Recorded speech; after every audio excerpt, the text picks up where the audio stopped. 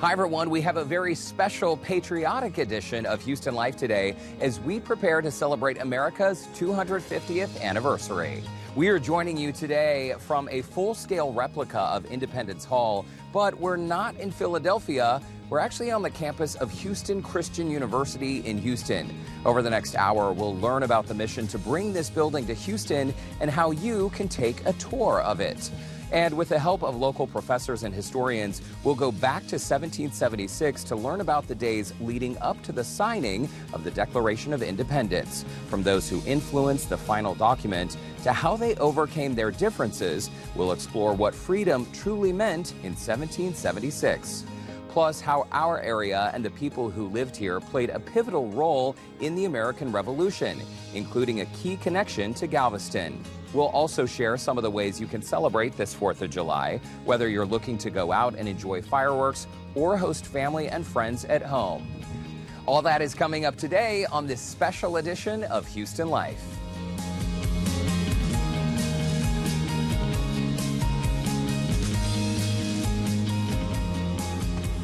Well, hi, everyone, and welcome to this very special edition of Houston Life, celebrating the 250th anniversary of the United States. I'm Derek Shore. Today, we are at the Morris Family Center for Law and Liberty at HCU in Southwest Houston, which is housed in a full-scale replica of Independence Hall. The original is in Philadelphia, Pennsylvania. That's where the Founding Fathers debated and wrote the Declaration of Independence in 1776, 250 years ago. And the driving force behind creating a replica of that space right here in Houston is the Center's director, Dr. Christopher Hammonds. Congratulations. Thank you so much for having us. Thank you for being here. Do Houstonians often tell you they're surprised to know this exists right in our own backyard? Yes, we get people who drive by all the time on the Southwest Freeway and recognize the clock tower and will call up and say, "Did I just see Independence Hall on your campus?" And I say, "Yes, that's correct." How and why did this all happen, Dr. Hammonds? Well, we started a number of years ago noticing that a lot of students came to us with very little understanding or appreciation for our nation's history. So we started a campus organization to make sure that our students got the education we thought they needed about the American founding and the Constitution. And the more we thought about it, we wanted a place to house all this program. And so our President, Dr. Robert Sloan, is very entrepreneurial. He said, if you can find supporters to build a facility, we can do it. And about 15 years in the making, we now have the Morris Family Center for Law and Liberty. Well, this building truly is incredible, including a replica, a full-scale replica of the Liberty Bell, which we will get to in just a little while. Can you take us inside this room right here, Dr. Hammonds, and explain what it is and what might have been happening here 250 years ago? Sure. This is my favorite room in the whole building, and we went to great lengths to make this as historically accurate as possible. Remember, the original building, Independence Hall, before it was famous, was just the Pennsylvania State House.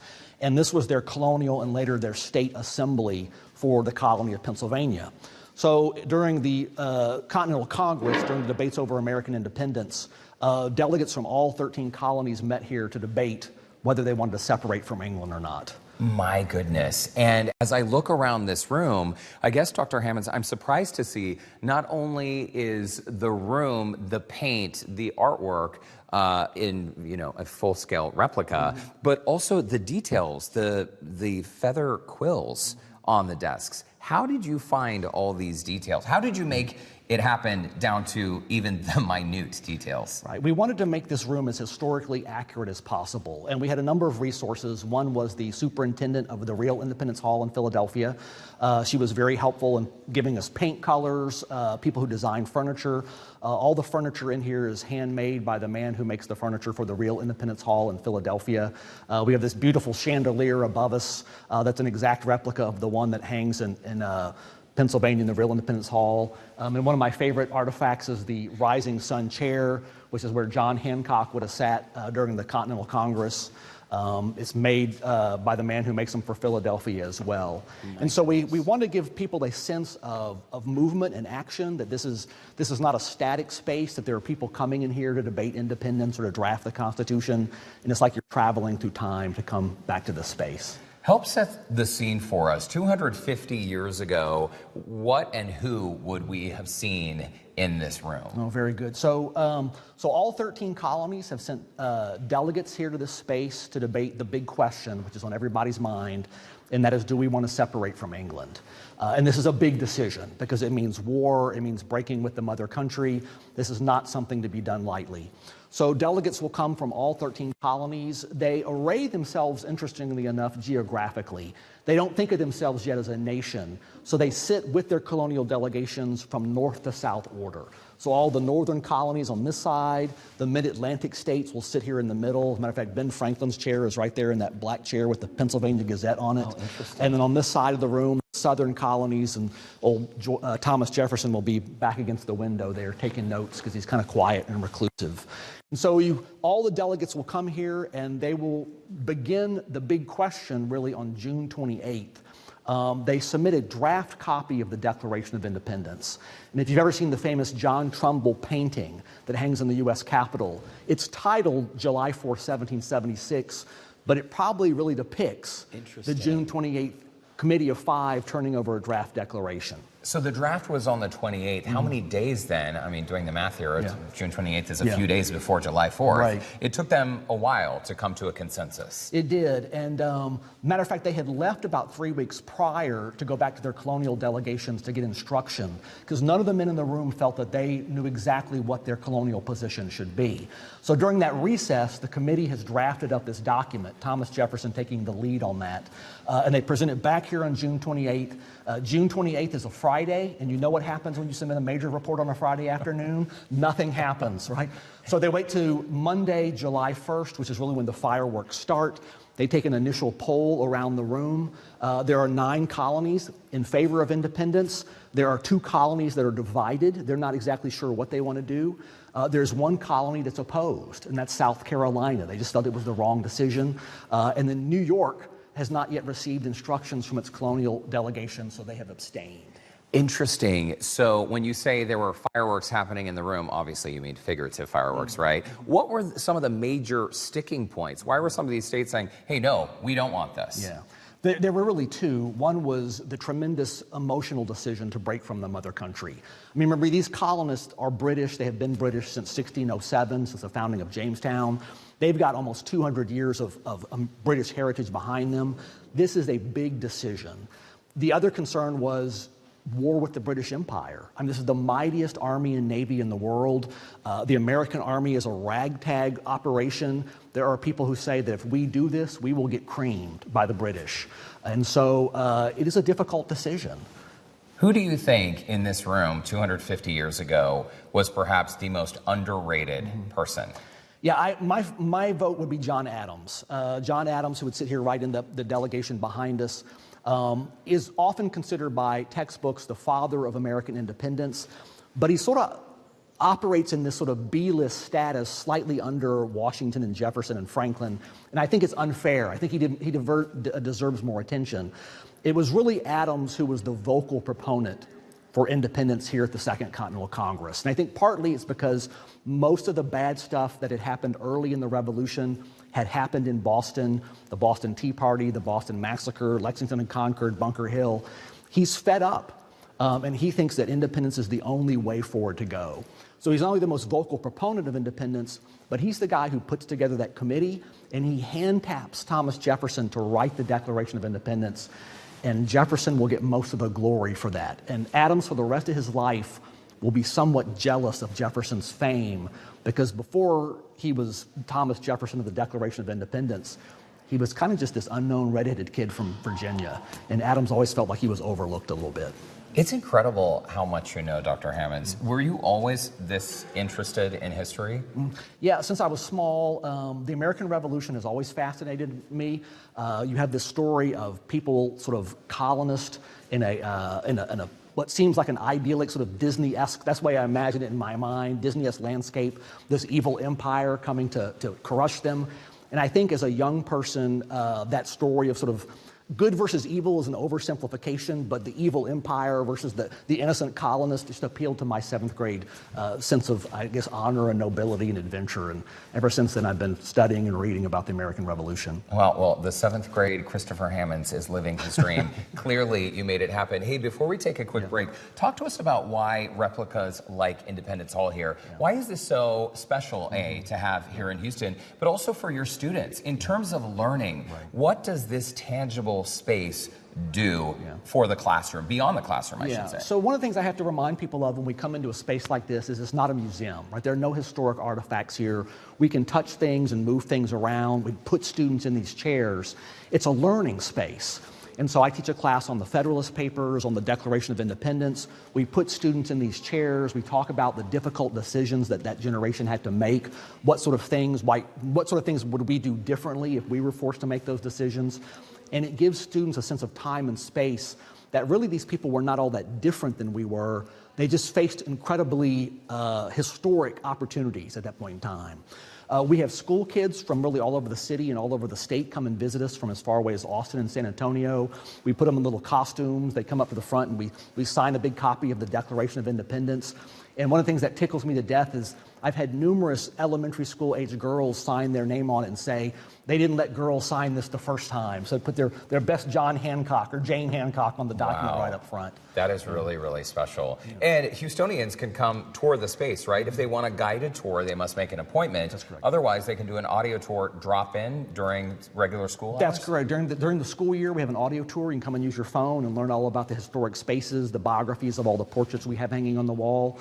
If you want a guided tour for a civics group or a school group or a business group, you can make those appointments through the university, and I'd be glad to give a tour. Okay, this is super cool. And again, very special that we have Independence Hall here on the campus of HCU. Dr. Christopher Hammonds, thank you so much. We're going to have more with you a little bit later. Some fun facts about America, including why the bald eagle almost was not our national bird. Plus, if you're thinking about celebrating the 4th of July and you want some tips about what's happening in and around the Houston area, we'll have that for you as well. All that is coming up on this very special edition of Houston Life.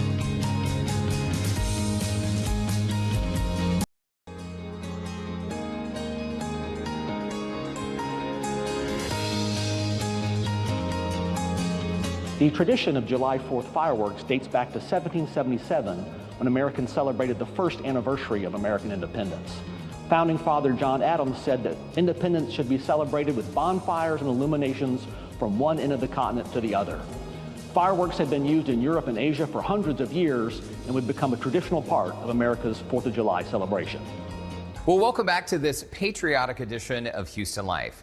If you're looking for ways to celebrate the 4th of July and America's 250th anniversary, there are events happening all over our area. And one that stands out every year is in Baytown, from reenactments to a parade and even the Eli Young Band. Mel Camp has details. Baytown is getting ready for its red, white, and boom, the 250th Happy Birthday America celebrations. And if you've done a Baytown July 4th, you know that Baytown knows how to bring it. Isn't that right, Jason? That's right. We absolutely do, and we can't wait. It's going to be really awesome this year because you guys always have a massive fireworks show, great live music, just a lot of fun stuff happening in the community for people every year on July 4th. But for the 250th American birthday, it's going to be huge. We're doing it big. So we've got the American Mile where people are going to be here running as many miles as they possibly can in the heat. And then we'll have Eli Young Band to end the night with the biggest fireworks show in east side of Houston. So, I mean, it's going to be a lot of fun. Oh, my goodness. So awesome. Now, this is the stage. Yes, Bicentennial Park, the biggest stage in town. So this, in just a few days, is going to be packed. Everybody can get their spots here on the lawn, watch the live music, and then the fireworks show happens like that way, doesn't it? Yes, it'll actually happen to where people will just be able to turn their chairs and look right there and see the fireworks show. Look at that sky. Yeah, absolutely. There'll be cannon demonstrations, live photo opportunities with the bald eagle, and so we're going big. We're going big. You know, we brought Brett Young, Leanne Rimes, Vanilla Ice. You were here for that one. Yes. And now we're bringing Eli Young Band and Mustache the Band, which is a 90s country tribute band. It's going to be a lot of fun. Oh, it's so awesome. Now, what are your hot tips for people if they want to come this July 4th? What do you think they should know as an insider here in Baytown? Yeah, well, it's going to surprise you. It's hot, right? So you're going to want to bring your cooler. You're going to want to bring your canopy. We ask for those to be lowered once the bands hit the stage and that sort of thing. But bring a positive attitude. Get ready to have a lot of fun. We have a lot of free vendors out here. Some will be low cost, but bring some money and have a good time. That's all we ask. It's so fantastic, and of course it's just like 40 minutes from Houston, and closer if you're closer, but you know Baytown, and you know they know how to bring it for a July 4 party, and this one is going to be huge. That's right, we have plenty of places to stay here too, so come and visit, hang out. That's it. I mean, I know it's a few days away, but if you're looking for somewhere to stay, like, make it a staycation in Baytown and enjoy the whole weekend celebrating the 250th Happy Birthday America here in Baytown. Jason, thank you. Absolutely. Woo, happy birthday! Yes. Thanks, Mel. And in addition to the Baytown celebration, there are all kinds of other events happening in and around the Houston area. Country music legend Keith Urban will headline the city of Houston's Freedom Over Texas on July 4th. There will be live music, family activities, and a large fireworks show at Eleanor Tinsley Park. And you can catch a free performance of the Houston Symphony's Star-Spangled Salute at Miller Outdoor Theater on the 4th as well. Galveston Island will celebrate Independence Day with a parade along the seawall and fireworks over the Gulf.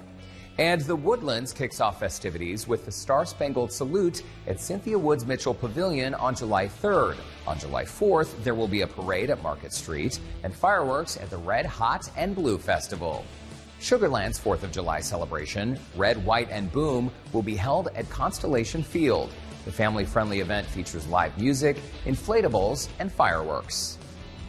Coming up next, we'll let freedom ring with a look at the surprising history of the Liberty Bell, plus why the bald eagle almost was not our national bird, and which bird was on deck to take its edition of Houston Life returns.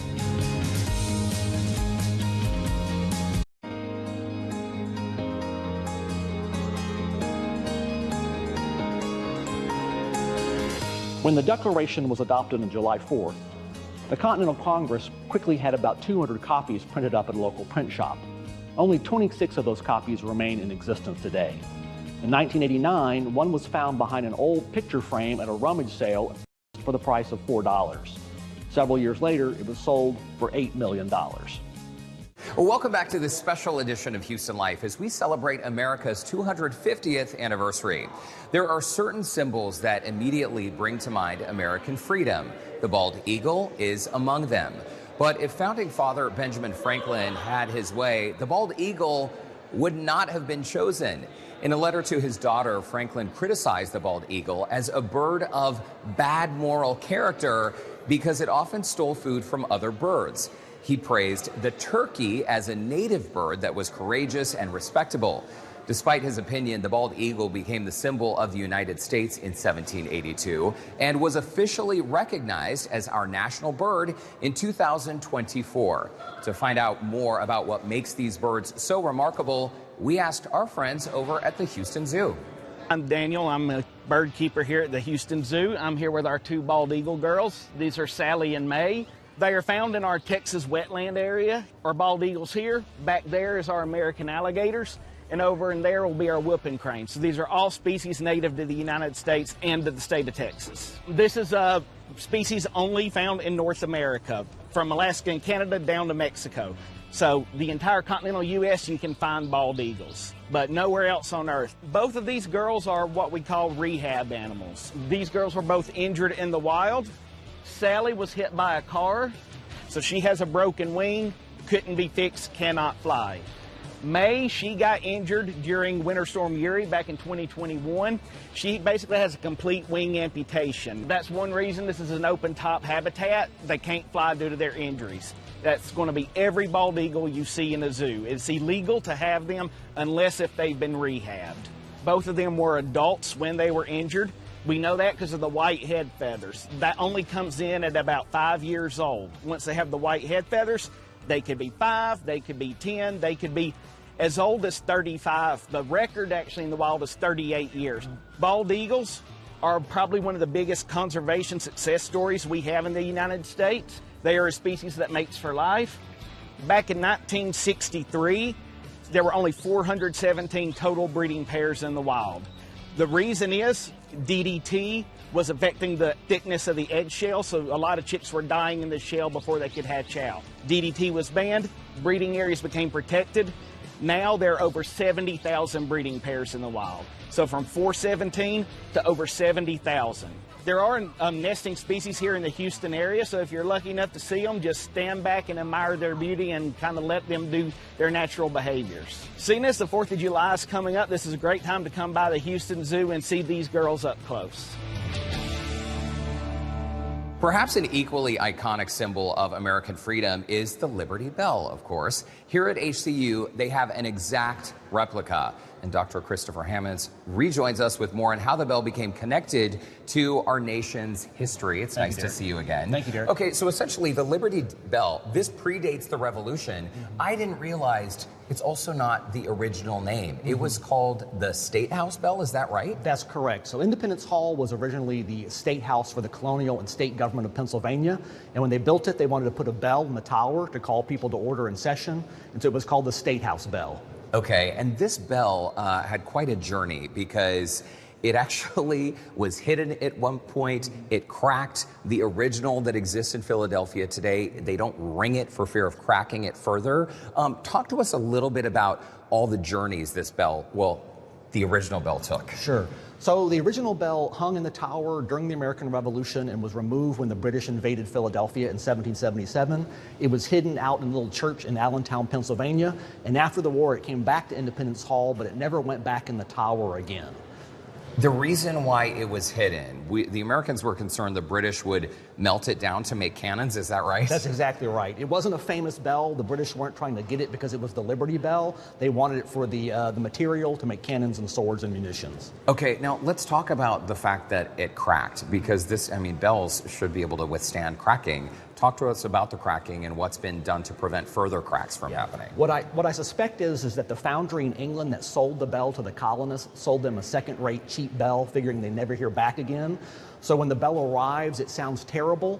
It's melted down and recast by two metalsmiths in Philadelphia named John Pass and John Stowe, and you see their name here on the bell in Philadelphia in 1753. They've never made a bell before, so you know where that story is going. Eventually, when the bell is rung, it starts to develop a crack. This is probably around the 1830s on the death of Chief Justice John Marshall. They bolt the crack to keep it from spreading. So actually what we see here is the repair attempt, but it doesn't take. And about 10 years later, when it's tolling on the death of George Washington, on the anniversary of his death, it develops a hairline fracture to the top, and the bell is never rung again after that. My goodness. In Philadelphia, it's tapped 13 times. Is that for the 13 original colonies? That's correct, yeah. It's just a ceremonial tapping of the bell very lightly, but it hasn't been rung in over 100 years. Because they're still concerned that it could be cracked. Talk to us about how HCU ended up with this replica, because this is pretty special. This was donated by Stewart Security Capital as a gift to the university. It is an exact replica of the Liberty Bell. During the bicentennial, every state in the United States received a replica based off the original Liberty Bell molds. And this one was made in a foundry from France based on those molds. So it's literally like a grandchild of the original Liberty Bell. Okay, and I'm noticing, by the way, that you are touching this bell. Sure, yeah. So it's okay to touch, It's okay to right? touch. One of the great things about our facility is nothing in here is historic artifact. We encourage our students and visitors to come and touch and feel the things. Unlike the real Liberty Bell, you can put your hands on this one. It's silver because it hasn't patinaed yet. We need another 250 years for it to turn brown like the one. So it will get darker. Yes, and you can speed that up by rubbing it if you want to speed up the process. And ours also rings, so it has a beautiful tone for it. That was my next question. Special occasions when you ring it? Students, when they graduate from the university who are studying government and American history. I mean, I don't want to be rude and ask you to ring the bell for us. No, absolutely. It's glad possible to do that. You want to do it?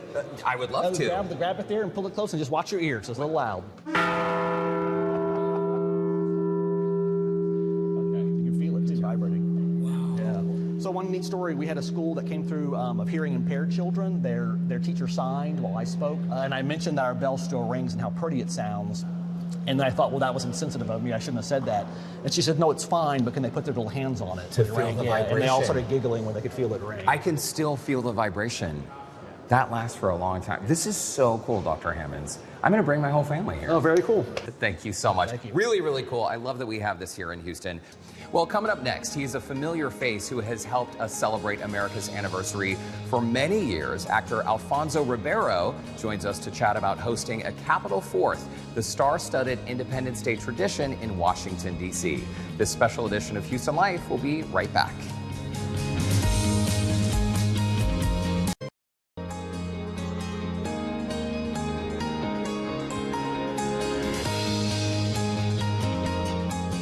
Welcome back to this special edition of Houston Life.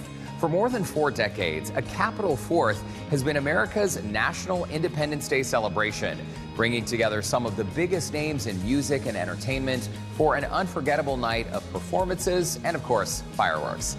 It happens in Washington, D.C. and is broadcast nationally on PBS. This year, television personality Alfonso Ribeiro returns as the show's host. Lauren Kelly chatted with Alfonso to learn more about this year's lineup. Welcome back, our July 4th host, from Dancing with the Stars, Alfonso Ribeiro.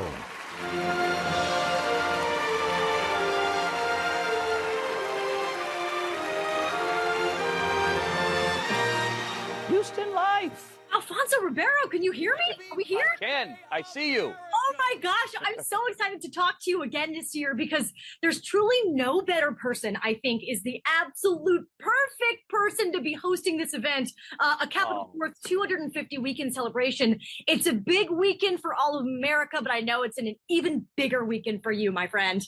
Yes, yeah. I am very, very excited to be hosting a Capitol 4th on July 3rd this year. But kicking off our 250th birthday celebration just is going to be fantastic. We've got an incredible show again this year with incredible acts, wonderful moments and tributes.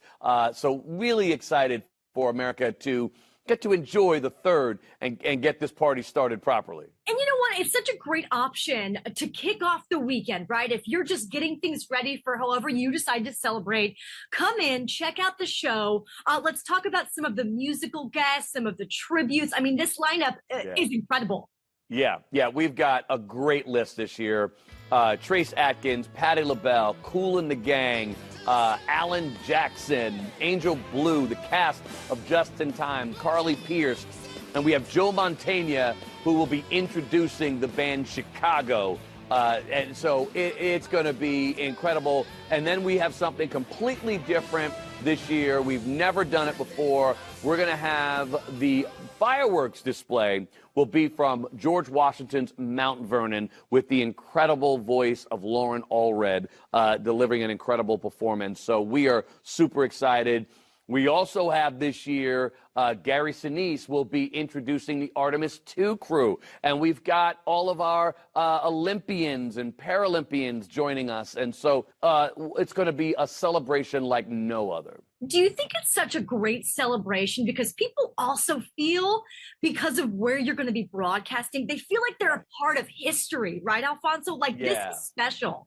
It is a very special, it's a very special place. You know, you don't get to do a performance like this on the west lawn of the Capitol building often. You get it once a year. That's what you get. And so to be there and be part of it and be able to be, you know, especially the people who actually come to D.C. and get to enjoy it on the west lawn, it's very special. But even watching it on television and seeing it, you do get goosebumps. And we're doing a special tribute, as always, to our armed forces because without them, there is no 250th birthday celebration. And so we love our military service men and women, and we will do everything to show them how much we care, how much we appreciate all that they do for us. Absolutely. And you guys can catch this. Houston Public Media, it's going to be at 7 o'clock and 8:30. I'll put a link up at HoustonLife.tv for our viewers. But I got to know, Alfonso, I mean, like, you are no stranger to hosting big events. Do you ever get nervous? Do you ever get nervous at all? You know, I really don't get nervous anymore. I think I'm so focused on the job at hand that nerves would only probably mess that up. So, you know, I used to have one of those rings that would tell you, your heart rate. And typically when I go on stage, my heart rate goes down. So it goes below my resting heart rate. So I get comfortable. I really just enjoy being there. And there's something very special about doing something live. With Dancing with the Stars, we're also obviously live to America. I love it. It just gets me going, and so I don't get nervous anymore. I love to hear that. What's going to happen? It's such a great, comparison, because we do a lot of live stuff here, and my favorite thing that people ask is like, "Oh, so when can I watch that?" And we're like, "No, it was just live." It happened. It happened. If I'm telling you about it, it was in the past. Right. The good thing is that we do have an encore performance Okay. right after we finish. So so technically, the second time around, they get to enjoy it without the light. Right. Well, I know it's a really great big weekend for everybody. Look, it's about tradition. It's about supporting all of our veterans and the people that have really helped make this country what it is today, and how we got here. And lots of people do different things, right? Are you a grilling man, or are you the tasting man? How do you put together your celebration with the fam? I am typically a grilling man, but normally I'm in D.C., right, doing a Capitol 4th. So the last several years, there's been no grilling. This year, we're doing it on the 3rd. So I'm going to get my butt back to L.A., get the grill going, have a few people over, hang out, eat some great food, and watch the celebrations continue. Man, we can't wait to join you for this, Alfonso. Capitol 4th, 250 weekend celebration. It is a big one, 250. Well, we hope that you enjoy this very special holiday weekend. Capitol 4th, 250th weekend celebration, live from the Capitol building. It's going to be a historic party. We always thank you so much for taking the time, and get your red, white, and blue ready, and we'll sit down and we'll watch with you, okay? Absolutely. Appreciate you. Lauren, thank you. You can catch a Capitol 4th live on PBS July 4th at 7 p.m. Central from the West Lawn on the U.S. Capitol. Coming up next, we continue our dive into the history of America's fight for freedom. We'll learn how the Gulf Coast played a pivotal role in the American Revolution when Houston Life returns.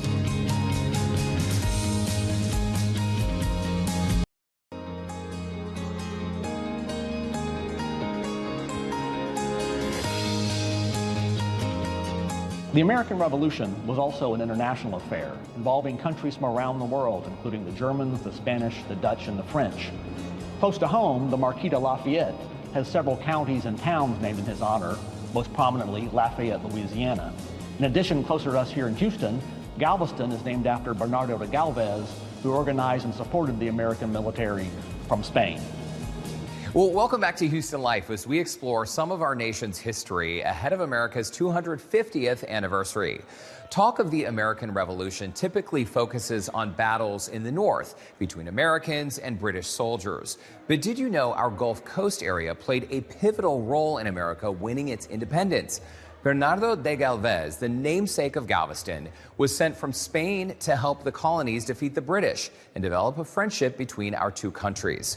More than 200 years later, his efforts continue to build bonds, as we discovered when we met up with Spanish journalist Paco Ribeiro and American author Michael Henderson.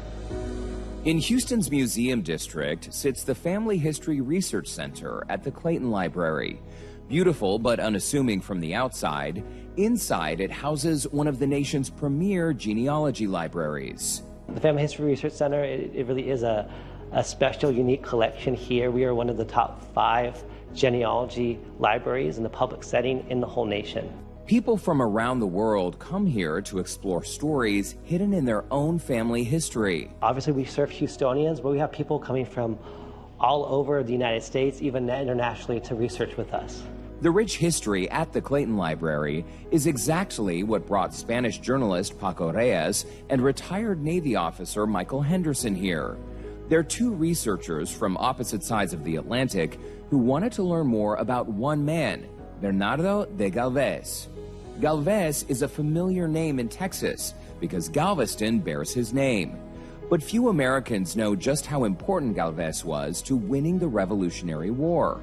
Paco Reyes is seeking to change that. He's not recognized during centuries, but probably 25 years or so, different groups from here and from Spain were working hard, try to recover the Bernardo de Gálvez figure. Bernardo de Gálvez was appointed governor of Louisiana in 1777, and then he was coming from Spain. France and Spain were enemies of Great Britain.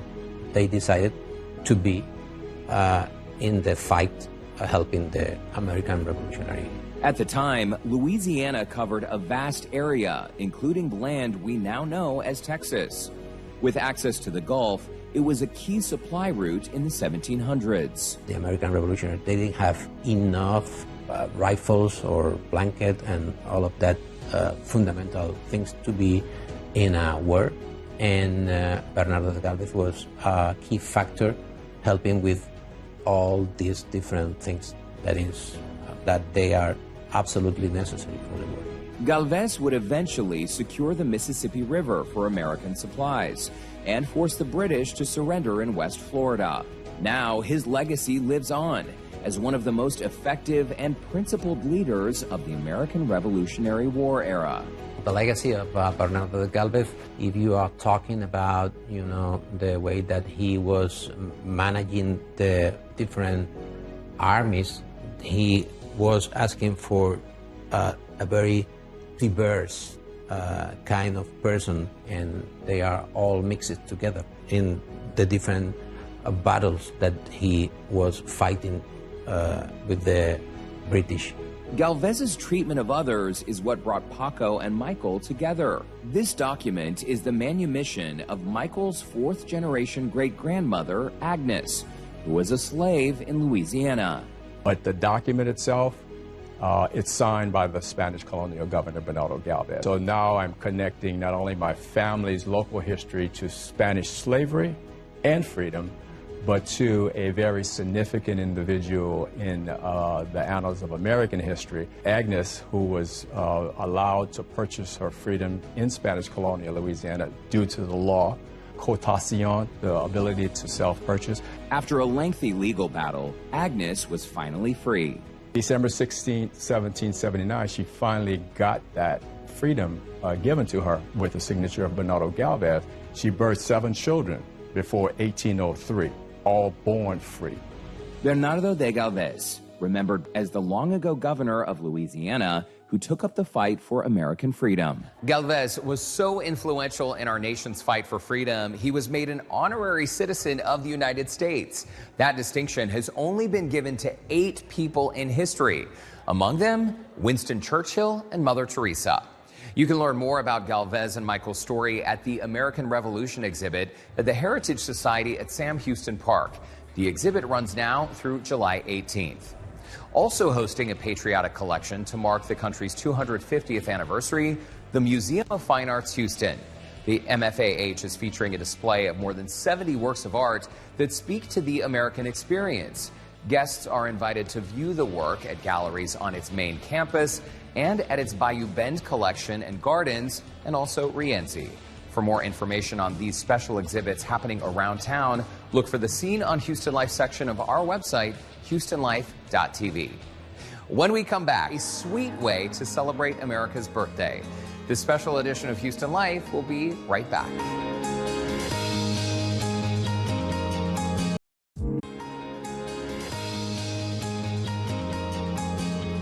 During the American Revolution, an estimated 5,000 to 10,000 black men served in the Continental Army, many free, but some enslaved who were promised their emancipation after the war.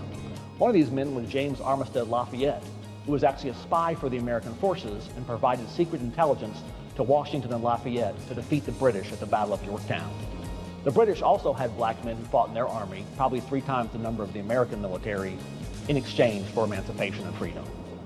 Welcome back to this special edition of Houston Life, celebrating 250 years of America. And what a better way to cool off than where I'm at right now. We're in the Kroger parking lot with Blue Bell, and they are on their Texas Give Back tour. Now I'm joined with Lauren Lewis, who is the Public Relations Manager with Blue Bell. And Lauren, this is so much fun, and what a great way to cool off in the summertime. Right, I couldn't agree more. It's hot, summer's setting in, so what better way to cool off than with some ice cream? Absolutely, and speaking of 4th of July, they have a new flavor, but it's kind of vintage, right? It is red, white, and Blue Bell. Yeah, we came out with this flavor to celebrate America 250 and our 250th anniversary. Red, white, and Blue Bell is strawberry ice cream, blueberry ice cream swirled with vanilla ice cream. Very refreshing. We came out with it many years ago, but we brought it back. Very, very fitting for this year. You can find it. It's available now. All your major grocery stores, all your major retailers, you can find this new flavor. You are traveling across the U.S. with this Texas Give Back tour. Yeah, so this tour, we started in March. It's running through November. Traveling different parts of Texas. You can find it on bluebell.com, our website. There's a tab there where you can view the full schedule of where we'll be. We're finishing up our Houston tour. We'll be in the Houston area for this next week, so make sure you come out and find us. Ooh, how exciting. And there's also some cool things going on in the Texas tour too. You're giving out ice cream and letting people try new flavors or flavors that they absolutely love. But what else are you guys doing? Yeah, so this is really just our way of saying thank you to the communities in Texas that have supported us for over 100 years. So we have a lot of really fun flavors, classics, ones that folks love, like homemade vanilla, cookies and cream. We also have some fun exclusives. So we are sampling red, white, and Blue Bell on the trailer. There might be some more special surprises later in the year. And some really fun 3-gallon exclusive flavors that you might not see in store, but we're sampling here today. I love it, I love it. But it's also National Ice Cream Month, guys, for July. I'm sure y'all are dipping into that. Absolutely. July is one of my favorite months because it is National Ice Cream Month. So we celebrate year-round, but especially in July, we really dive into it. Blue Bell always comes out with some exciting new flavors, so keep your eye out there. You know, the third Sunday of the month is actually National Ice Cream Day. So love to enjoy a bowl of Blue Bell ice cream on that Sunday specifically. But yeah, keep an eye out on our social media channels. Always looking for fun ways to engage with the communities across the board. I'm ready to try some myself. Can we? Let's do it. All right, so the red, white, and Blue Bell. I am so excited to try this because I know it's a vintage flavor, but I still haven't tried it yet. All right, talk me through this. You said once again, it is vanilla. Yep, so you've got a swirl of vanilla there. That purple blue is our blueberry ice cream with pieces of blueberry in it. So you can see that blueberry there. And then it's also swirled with strawberry ice cream and pieces of strawberry in it. Oh my gosh. I love this. I'm a huge blueberry fan and I love vanilla. I was just waiting to get a little bit of the strawberry, but yeah. So good, guys. It's a lot of fun. That flavor, like I said, it's available now in the half-gallon size only. We run what we think is going to be 3 months, or what we think will last 3 months. You never really know. This one is selling pretty quickly, so definitely get it before it goes out. I mean, America does have a pretty big birthday coming up. Right, so. yeah, no big deal. We have some other flavors we can try too, right? Yes. Okay. Oh, butter pecan, yes. All the sweet lovers. Yeah, absolute classic butter pecan.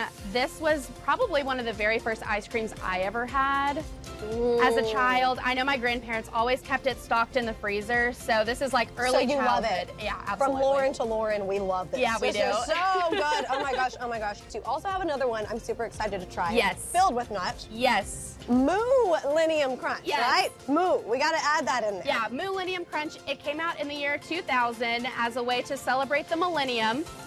So this has... I'm a millennial, so I guess this is very fitting. Very fitting.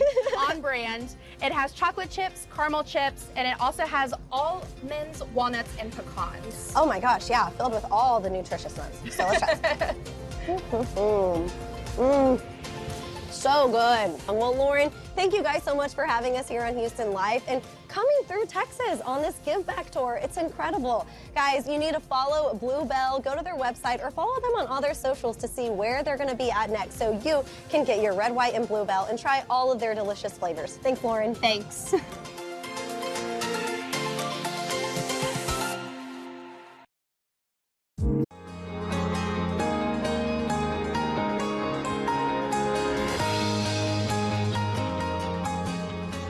Thanks so much for joining us on this very special edition of Houston Life. I'm keeping my voice down because this brand new class of students here at HCU, they are posing for a little photo. You can see the Blue Bell ice cream truck made its way out for them to have a little sweet treat, try to cool off from some of this fun.